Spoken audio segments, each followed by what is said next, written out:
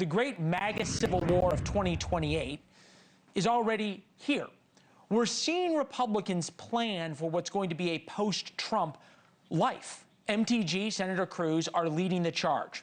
And these are people who've been traditionally very close to Donald Trump. Now they are saying they think they can do better.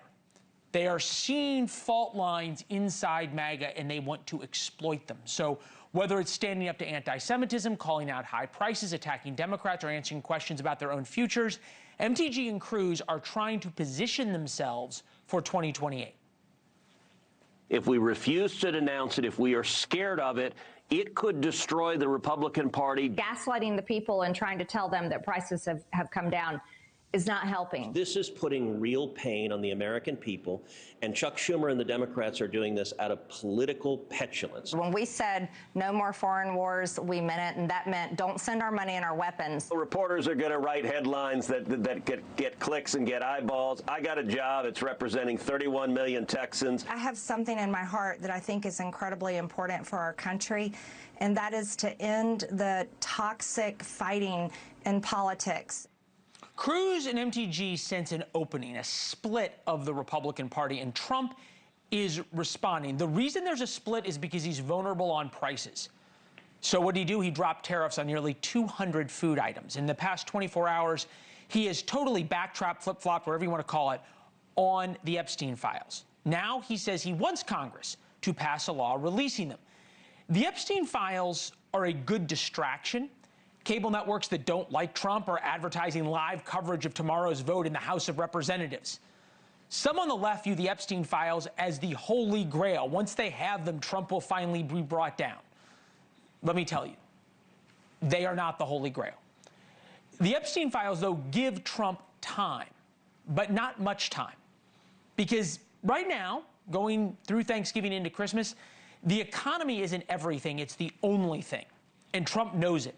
This evening, he spoke to a convention of McDonald's executives and franchise owners. Call it the McDonald's Summit. Nobody has done what we've done in terms of pricing. Prices are coming down on different things. You are so damn lucky that I won that election. You're going to see the results, pretty quickly.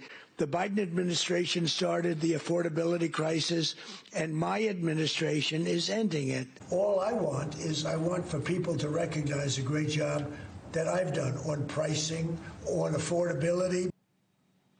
Trump can want all he wants. The American people really don't care about what the president wants. They care what they want. You can't create or destroy how people feel about the economy and prices. It just is what it is. And Trump still won't do what Bill Clinton did for Americans during economic pain. In fact, Trump's top trade advisor modeled it perfectly for us last week. We feel your pain. We are literally doing everything we can. The president calls this a con job. How do the American people think he feels their pain when he says it's a con job? At the political level, that's what's going on. They blame him for Biden's legacy. So purely from an economic standpoint, Trump is right. High prices that happen right now are Biden's fault, but that really doesn't matter politically. The worse the affordability crisis gets, the worse Americans feel about prices in the economy, the weaker Trump gets. Trump knows that. And there is nothing Trump hates more than being weak. Thank you for watching. Subscribe below and download our NewsNation app right now on your phone, and you will get fact-based, unbiased news for all Americans.